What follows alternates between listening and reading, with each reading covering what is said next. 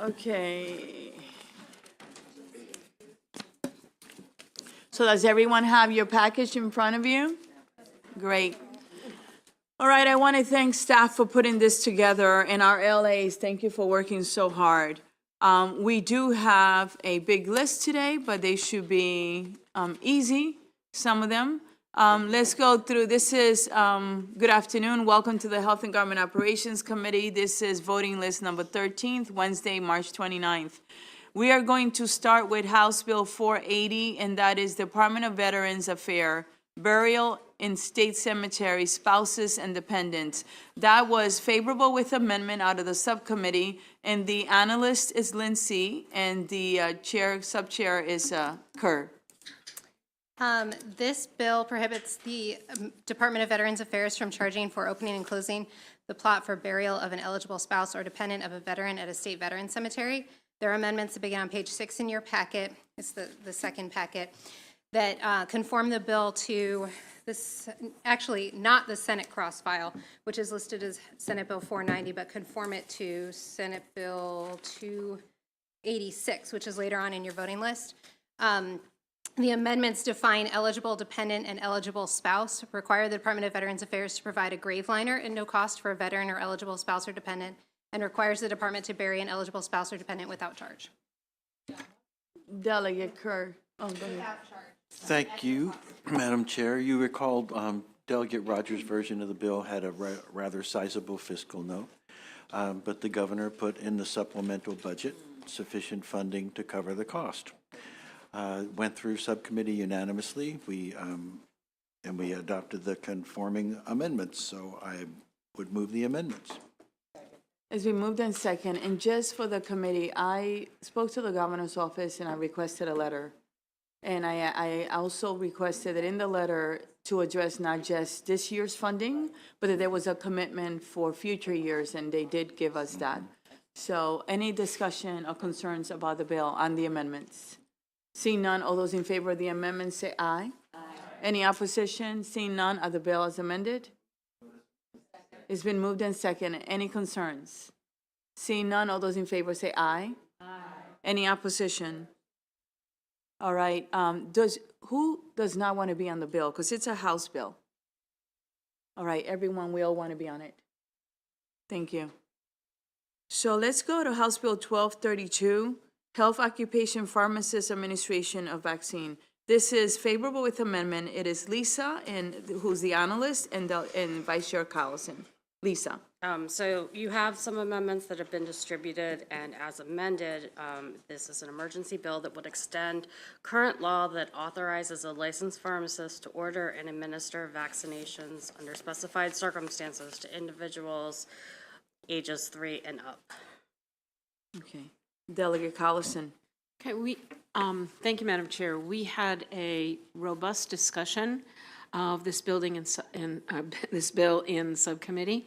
The relationship between what pharmacists are currently doing under the public emergency, which they are continuing to do up until I think June 30th, and the existence of, or the fact that we want as many children as possible to have medical homes, which means healthcare providers where they can go to get all of the services that they want, was a big part of the discussion. And we settled on, the bill, as the bill came in, it would have maintained the status quo, which is pharmacists are now giving immunizations to all people 3 years and up as a result of the public emergency. As the bill came in, it would continue that permanently. We decided, we have heard that the department has been studying this issue and will have, by the next session for sure, a robust information and analysis of the impact of having pharmacists do this work during the public emergency. Pharmacists have been doing this.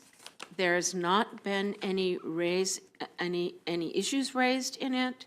Pharmacists under our current law are required, whenever a child comes into the pharmacy, to get an immunization, to relate to the parent, the importance of having a medical home, the importance of wellness visits, and in fact make references to potential pediatricians or primary care providers who can lead them and guide them in that direction. So that's already in our statute, and I want to believe that our pharmacists are indeed doing that when they go to the pharmacy for an immunization.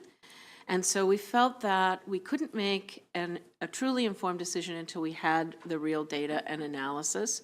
So for that reason, the bill comes to you is maintaining the current practice until June of '24, knowing that next year we'll have data that we will be able to look at in terms of how do we make a more permanent policy.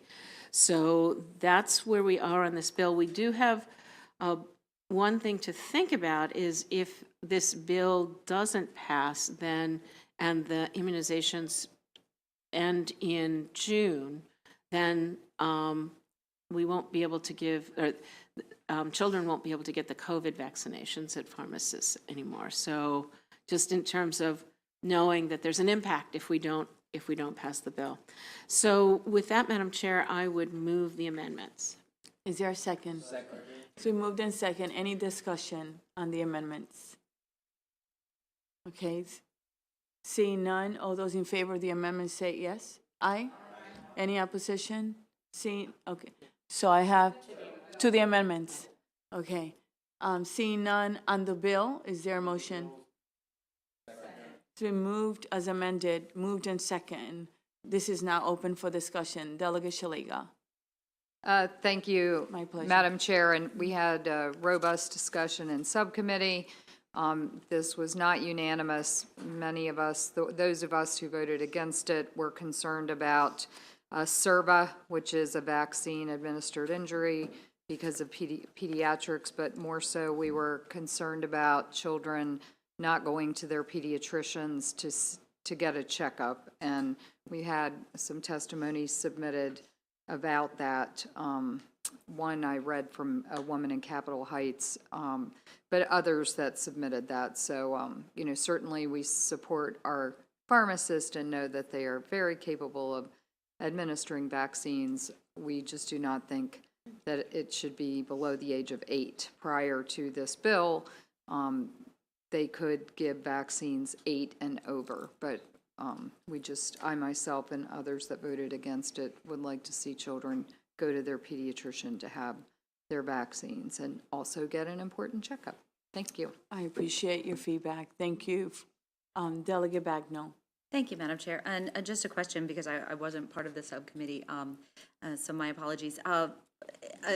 Amending the bill as such, did this give some comfort to MedChi and the pediatricians? Though I wouldn't suspect they'd be in support, but did it address some of their concerns, just delaying till we have more information from the department? Delegate Collison. Thank you, Madam Chair. I would say minimally. I mean, they'd like to see us return to the prior state, but I think with the knowledge, I mean, at some level, it's like, okay, this is not permanent, and we came in as permanent, so we hope it's a little bit better. Thank you. Any other questions or concerns? Seeing none. Oh, Delegate Bandari. Yes, thank you, Madam Chair. Basically, I voted for this bill. This will improve access to vaccine, of course, and convenience. And the studies have shown that when pharmacies are authorized to provide vaccines, vaccine rates increases, and particularly for high-risk populations such as older adults and individuals with chronic disease. And it is cost-effective, and these pharmacies can give the patient education, and it's a public health thing as well. Delegate Hill. Thank you. And thank you, Madam Chair, for all your work on the bill. Did you get any data, since I'm not in the subcommittee, on the number of children between 3 and 8 during the pandemic who received their vaccinations from pharmacists as opposed to other places? We don't have the data now, no, but I promise we will have that data in the report that is coming. I have spoken with folks at the department, and they've done a pretty thorough study. Okay, thank you. Lisa? We received a preliminary report from MDH last year, so we don't have their final report. They're still working on that. In calendar year 19, 33,507 vaccinations were administered to children by pharmacists. And in calendar year 20, it was 70,016. That is 8. So we're looking at that, I'm asking, and you, sounds like you don't? So Those down are the to numbers 8. we have, right, we don't have know anything how many were, post. right, okay, thank you. Okay. Any other questions or concerns or comments? Seeing none, all those in favor say aye. Aye. Any opposition, will you be so kind and raise your hands? Thank you. Delegate Shalega, Delegate Chisholm, Delegate Morgan, Delegate Riley, and Delegate Hutchinson. Thank you so much for the respectful discussion. Next, we have Senate Bill 184, that's Health Insurance Diagnostic and Supplemental Examinations for Breast Cancer Cost Sharing. The analyst. Oh, yes, I apologize, because it's favorable with amendment. If you do not want to be on it, can you raise your hand? Delegate Shalega, Delegate Chisholm, Delegate Morgan, Delegate Riley, Delegate Hutchinson, and Delegate Hill, and Delegate Kerr, and Delegate Olston. No. Okay. Did you get that, or should I go again? I think I've got it. Okay, thank you very much. Yeah. So we had everyone else, and then we added Alston and Hill. Okay. And Kerr, right? And Kerr, yes, that's correct. Thank you. Thank you so much. Next, I concur. Sorry. Senate Bill 184, Health Insurance Diagnostic and Supplemental Examination for Breast Cancer Cost Sharing. That is Lisa and Vice Chair Collison. So we did have a cross-file to this. The bill prohibits health insurance carriers that provide coverage for diagnostic breast examination or supplemental breast examination from imposing a co-payment, co-insurance, or deductible requirement for such examinations except as specified. There is also a provision in it that if an insured or enrollee is covered under a high deductible health plan, a carrier may subject diagnostic breast exams or supplemental breast exams to a deductible requirement. Our bill had that, the cross-file did, but it was tweaked a little bit in the Senate, so that's one difference between the bills, but that's just technical, really. The other difference, and we are adding this in the House, and they're going to add this to the House bill in the Senate. We're adding to the Senate bill a requirement that the Healthcare Commission study the financial impact of eliminating cost sharing for diagnostic image-guided biopsies for breast cancer. Delegate Collison. Thank you, Madam Chair.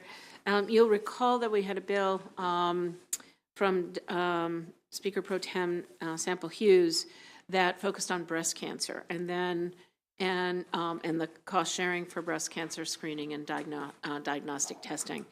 And then we had a bill much later in the session that dealt with both breast cancer and lung cancer. We took the parts of the bill that were related to breast cancer out of that bill, which I think is 815, and put it into this bill 184.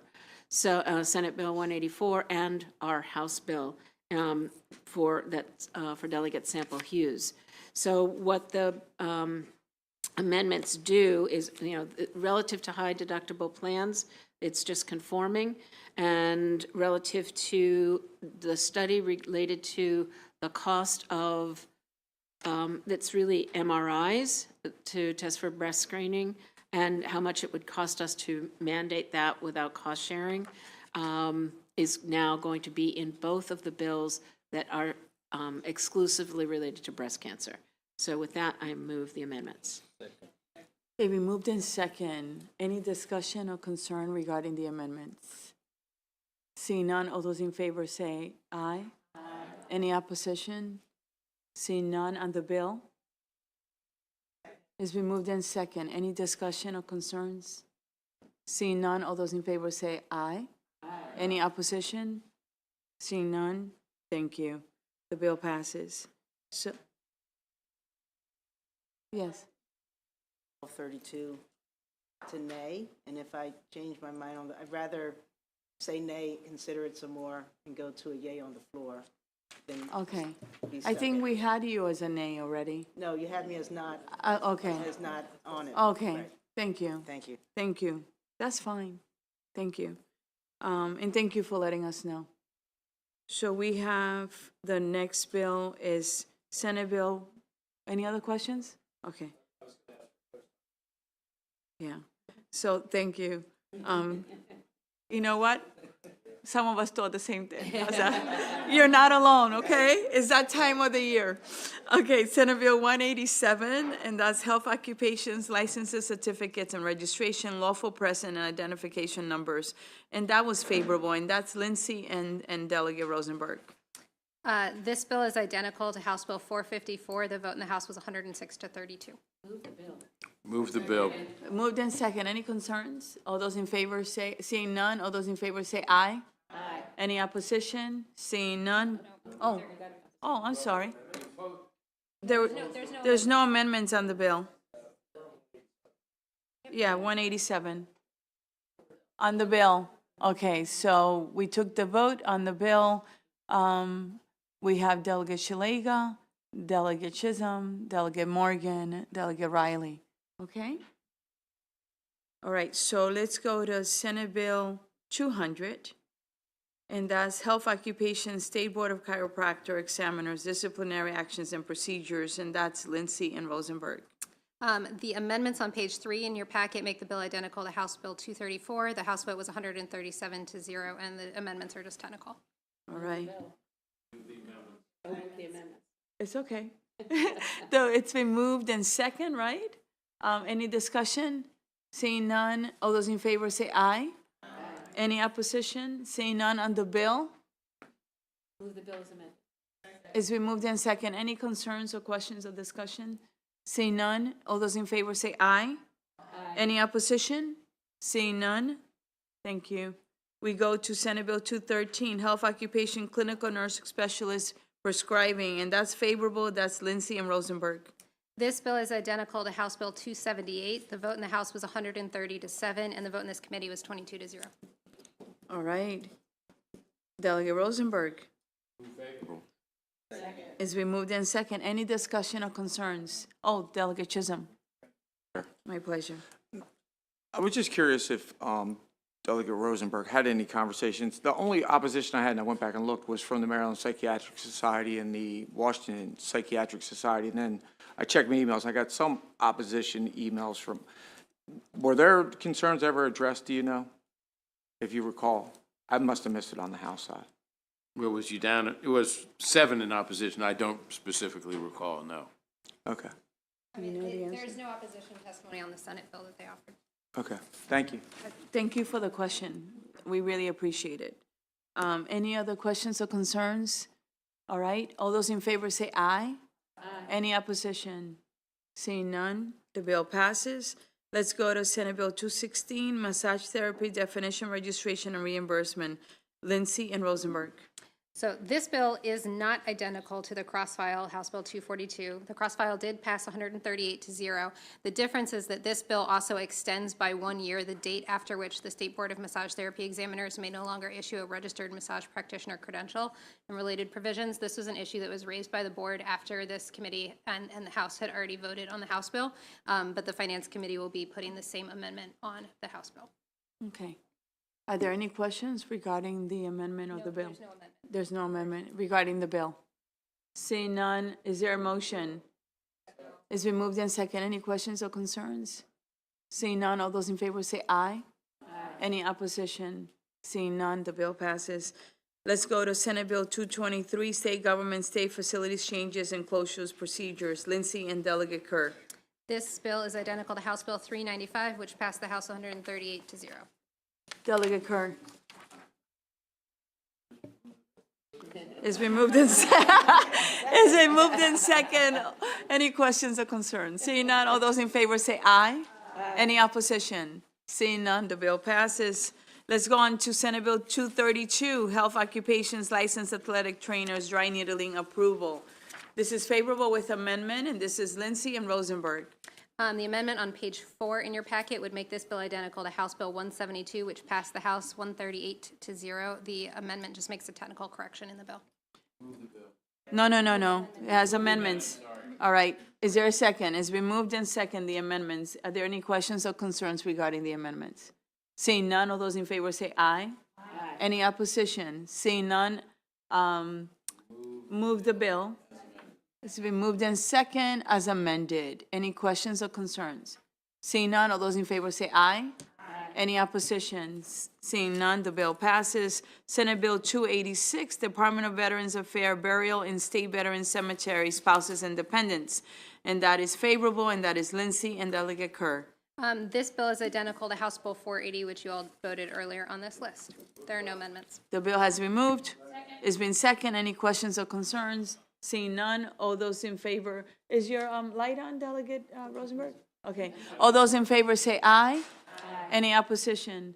All right, seeing none, the bill passes. Senate Bill 346, Maryland Sign Language Interpreters Act, favorable with amendment. Lindsay and Delegate Kerr.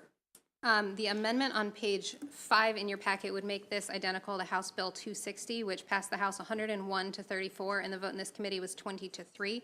The amendment makes a technical correction and requires the report from the Maryland Judiciary to report on the number of cases in which a sign language interpreter was requested or required. The Senate bill had that language as requested or denied. So this Okay. matches it to the House bill. Delegate Kerr. The amendments. I would just add that, that this bill, the Senate version, passed the Senate 46 to nothing, All right, and I'll move the amendment. all right. So the amendments have been moved in second. Any questions or concerns? The amendments. Delegate Hill. Yeah, so, and again, I guess I was not there when we had this discussion. When we did the House bill, there was a question raised about basically amateur sign folks. And the bill does allow for people to sign without certification if they're not getting paid. But what wasn't addressed by this bill, as I saw it, was that a lot of churches and other facilities use students, high school students take American Sign, et cetera, and they use them. And if they do it as a weekend job, I do it for church events, whatever, and are getting paid, they can't do it anymore. And I remember the discussion on the floor and voted to move the bill along, thinking that maybe when it came back through, we could look at that. But what I'm missing is that we really don't allow anybody to sign for any function, public or otherwise, unless they have a certificate. Am I right about, and I know that the board's going to propagate, but they're propagating about certified people, not so much about who can just Why don't we sign. allow Lindsay to answer you? I'm not sure exactly the church exception. So there's an exception for volunteers if the sign language interpreter is not required by law. So if you're uncompensated. So I think that would probably apply to the church setting if they're not being Except they can't get compensated. paid, right, so if And you then wanna there's pay also short-term sign language interpreters. So if you hold a national certification and then you don't provide sign language interpretations in the state for more than 80 hours each calendar year, and that's like self-certified by the person doing it. And I guess what I was wondering, and I'm sorry to bring it up here instead of in subcommittee, and I, again, don't want to kill the bill, it's very important, but whether there's enough, first of all, the committee would consider whether there's any value of directing the board to also come up with regulations for, I don't know what we call them, amateur signers, people who aren't certified, who aren't trying to do this professional, not consequential. That, I mean, just ask the board to look at regulations that to how they can be allowed even to get paid to do it. I mean, if I'm a 17-year-old and I want to do it at places that don't require it, we're not talking hospitals, we're not talking church, we're not talking, legal things, but I'm having an event and I want to have a signer there. For instance, we use an official one for our town halls, but I don't know, it just seems like we're leaving a group of people out. So that's what I wanted to open for suggestion, and if there's a sense of, and I would move an amendment that we ask the board. I think Lindsay is looking for it, but my gut reaction is that it is such an important bill, To leave it alone. and it is so late that we can always come back next year, right? And fix it, because it's really an important bill. Okay. But she's looking for that. While she does that, why don't I go to Delegate Hutchinson? Hey, my question is, did we ever really address the judiciary's concerns about this and the potential backlog that we would have in the court system with this? You know, the judiciary, that's always their testimony as long as I've been here for 17 years. It's hard to get them on board. They're never gonna come on board, and we just made the decision to do it. Thank Yeah, you. my pleasure. It's a valid question. The language that I was thinking about is, there's language in the bill for the fund, and it says that the fund can be used for the development of programs that will assist in the licensure of marginalized interpreters, which includes, in that list, heritage signers. And so those are people who grew up speaking sign language. So there's contemplation of some sort of future process for them. I don't know what that would look like, but yeah. All right. So at this point, if we were to add something, it goes back to the committee where, so, I mean, it's to a committee, I don't know what committee it will go to, but at this point, is there enough time for the committee to take it across, go through the floor, go back to whatever committee, and I'm not familiar with them as familiar. And they're wonderful. They have great leadership. But to go there, for it to come back to the floor, I don't think we want to risk it. So I ask for your trust that we can, you can put in the bill next year, and that bill should pass, but it should be done early. Okay? So that we're not stuck 12 days away from sine die. All right? And at this point, that applies to any bills, anyone's bill, for us to really mess with it, unless it's really something that we shouldn't do. All right? And thank you for the courtesy. Okay?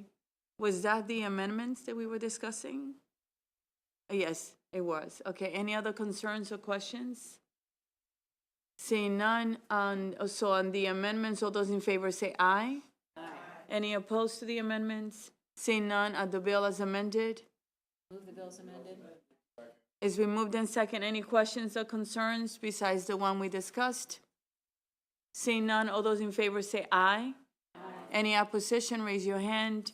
We have Delegate Shalega, Delegate Chisholm, Delegate Morgan, Delegate Riley. Thank you very much. Thank you for the discussion. Delegate Hill, put that bill early, okay?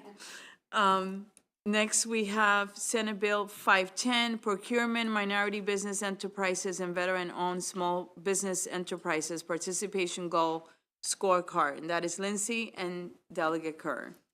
This is identical to House Bill 816, which passed the House 132-0. Okay. Move the bill. All right, the bill has been moved and second. Are there any questions or concern? Seeing none, all those in favor say aye. Aye. Any opposition? Seeing none, the bill passes. Let's go to Senate Bill 514, Local Procurements, Minority Business Enterprise Utilization Program Certification. Lindsay and Kerr. This excuse me, this bill requires a county or municipality that operates minority business enterprise program for county or municipal procurements and that has a process for certifying MBEs for the program to accept as certified for the county or municipal program any person that has been certified by the Maryland Department of Transportation for the state's MBE program.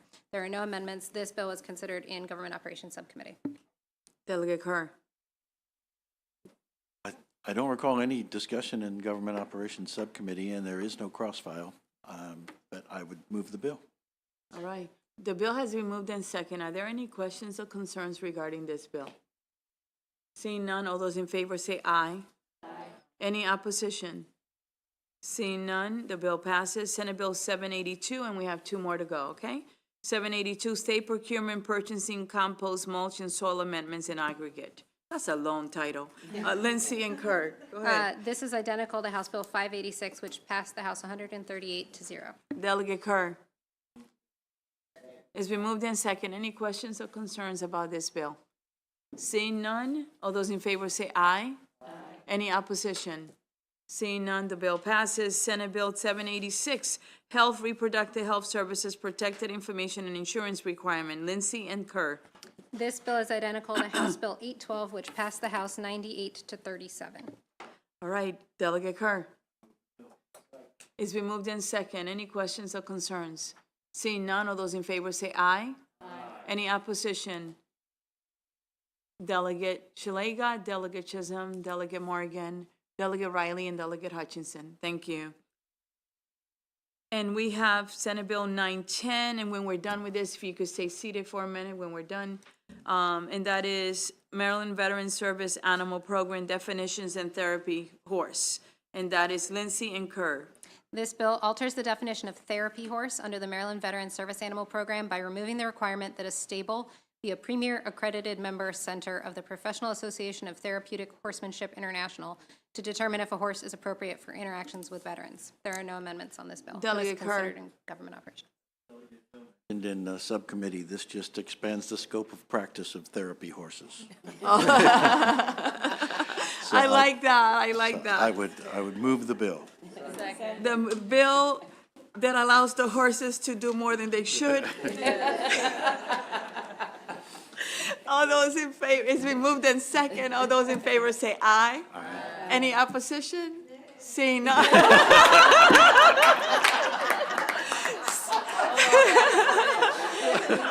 All right. Seeing none, the bill passes unanimous. So if you can stay seated for a second, thank you. Let us know when we're done. That is so cute. That was very, very clever. Okay. All right, so this is the assignment, and first of all, has everyone returned their third readers to Michelle or Andrea? If you have your third readers on your desk or in your office, can you please bring them, all right? Because they're the original files. So these that we have here are going to go on second reader.